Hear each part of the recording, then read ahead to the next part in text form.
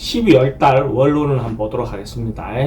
12월 달 원론 그 기본적인 특성은 일단 한 해가 마무리된다. 그죠? 행정적으로 마무리되는 것이 이제 12월 달이다. 그죠? 한 달밖에 안 남았는데, 절기로는 우리가 대설과 동지가 있는 절기죠. 그죠? 대설과 동지가 있는 절기고, 간지로는 갑자월이다. 그죠? 갑자월. 갑자라는 것 자체도 뭐 어떤 특별한 의미가 있지만, 절기부터 한번 살펴보면, 대설이라는 절기는 기본적으로 뭐 말 뜻대로 따지면 눈이 많이 온다, 이렇게 눈이 많이 오는 계절이 시작된다, 이렇게 보시면 되죠. 그죠? 눈이 많이 온다는 것은 기본적으로 옛날에는 눈이 많이 온다 할 때 눈이 많이 오면 봄에 다음 해에 풍년이 든다, 뭐 이런 어떤 설도 있죠. 근데 이제 지금은 하도 기후 변화가 온난화가 되면서 뭐 눈도 올 때는 너무 가하게 오고 또 아닐 때는 안 오고 이렇게 이제 변동이 너무 심하니까 옛날에 그런 어떤 말들도 조금은 안 맞는 부분들도 있습니다.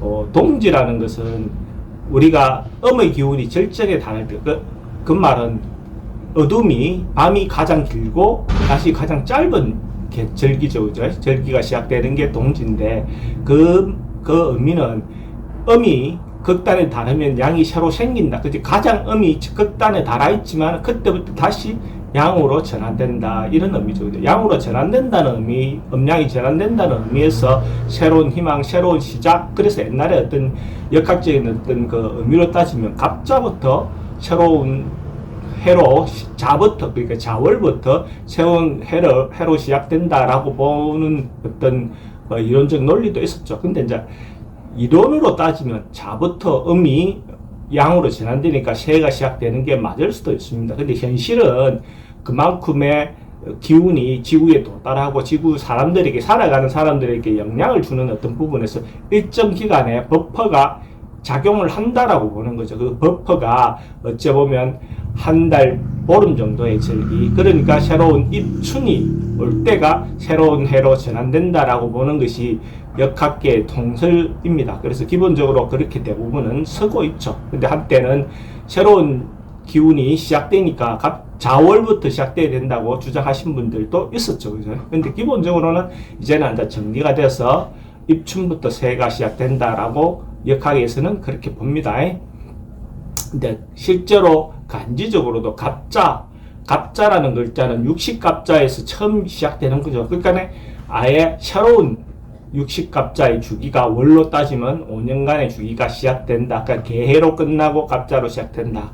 그런 의미는 각자의 삶에도 어찌 보면 새로운 출발, 새로운 변화, 새로운 시도, 어떤 그런 기운이 깃든다, 이렇게 봐도 괜찮겠죠. 그죠? 그래서 조금 어렵고 지금 현실적으로는 여러 가지 상황이 어렵고 힘들지만은 새로운 마음으로 어찌 보면 시도해보는 어떤 그런 기운이 시작된다라고 보셔도 좋을 것 같습니다. MD 운을 한번 보면 주역 캐상으로는 수풍정이라는 상이 나왔어요. 수풍정. 위에 위에 기운인 상캐가 물 기운이고 밑에 바람이 불고 있죠. 수중, 물 안에 어찌 보면 바람이 인다라고 봐도 되고, 그러니까 파도가 이렇게 이는 그 모양으로 볼 수 있죠. 폭우가 있고 폭풍이 막 일어가는 어떤 그런 모양으로 될 수 있습니다. 근데 그런 것이 있고 난 다음에 정이라는 것은 운물정자입니다. 그죠? 운물정자니까 실제로 그런 폭풍이 일고 난 다음에 어떤 이권, 이익, 새로운 뭔가 희망, 새로운 어떤 그 터전, 뭐 이런 것들이 생기는 상으로 보는 겁니다. 그래서 뭔가 시련이 있고 힘든 과정이 거친 다음에 그래도 좋은 결과물이 있는 상으로 보는 겁니다. 그래서 어려움을 극복하고 나면 오히려 더 전화위복이 돼서 자기인데 좋은 기회가 오지 않겠나, 그래 보여집니다. 그래서 뭐 조금 다가오는 어려움이 있다 하더라도 희망을 가지고 잘 극복해내면 오히려 더 좋은 기회가 될 거다라고 볼 수 있습니다. 사업하시는 분들은 어째 보면 조금 상황이라든지 이런 부분이 서로가 상대가 거래처들하고 관계가 좀 트러블이 좀 생길 수도 있고 또 뭐 이런 곤란함이 생길 수 있는 요소는 있습니다. 근데 그런 부분에서 자기가 마음의 여유를 가지고 상대를 대하면 좀 현명하게 보낼 수 있겠죠. 그런 부분에 마음의 여유를 가지시기 바랍니다. 돈의 흐름은 그래도 힘든 가운데도 어느 정도는 돌아간다라고 볼 수 있어요. 그래서 충분히 자기가 움직일 수 있는 정도의 금전적인 통은 되어 보입니다. 그래서 너무 마음의 조급함을 갖지 않아도 될 것 같습니다.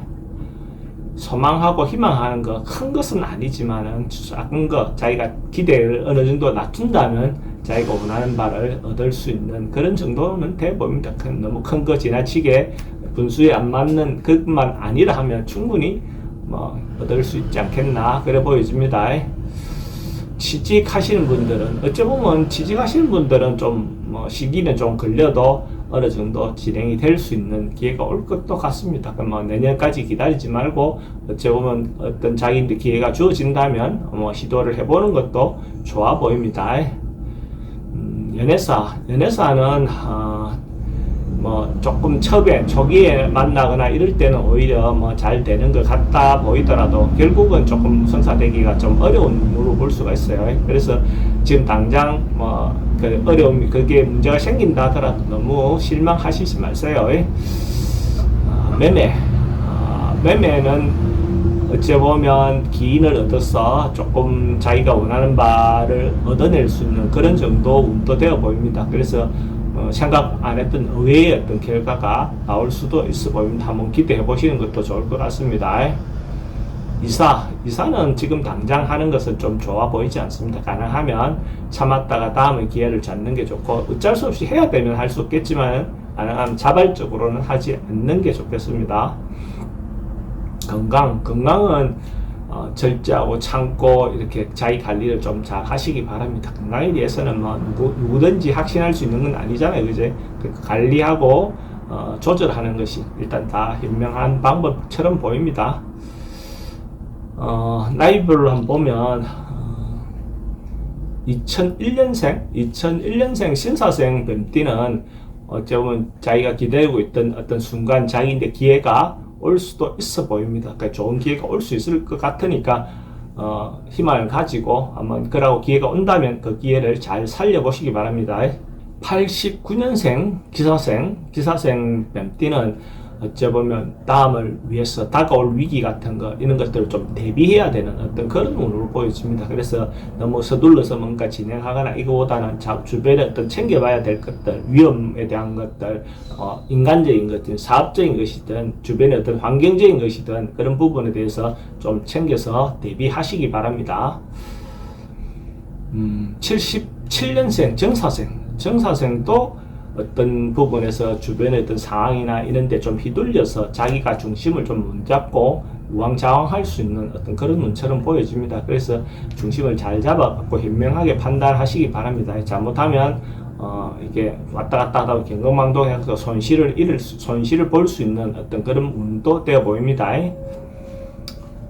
65년생 을사생 뱀띠는 자기가 나이가 어느 정도 이제 있다 보니까 주변에 자꾸 참관하거나 참여하거나 이렇게 간섭하려고 하는 어떤 경향이 있을 수 있습니다. 그런 부분에서 자기가 좀 절제하고 자기가 가능하면 주변에서 물어오기 전에는 자기가 간섭하지 않는 것이 좋아 보입니다. 그래서 가능하면 좀 절제하고 참는 것이 좋겠습니다. 53년생 개사생 뱀띠는 기본적으로 전반적인 것이 좋아지는 상승하는 그런 운으로 볼 수 있어서 연말에 마무리 잘 하기에 좋은 어떤 운으로 보였습니다. 그래서 한 해가 좋은 기본으로 마무리할 수 있을 것 같습니다. 지금 상황이 전반적으로 참 다들 힘들고 어려운 시기이긴 합니다. 그래도 한 해가 이제 끝나가니까 한 해를 마무리 잘 하시고 새로운 희망을 가지고 갑진년 용띠를 맞이한다면 또 새로운 기회가 오지 않겠습니까? 우리나라 국운도 갑진년에 새로운 변화가 시작되는 시기이니까 우리 모두 희망을 가지고 새로운 해를 맞이합시다.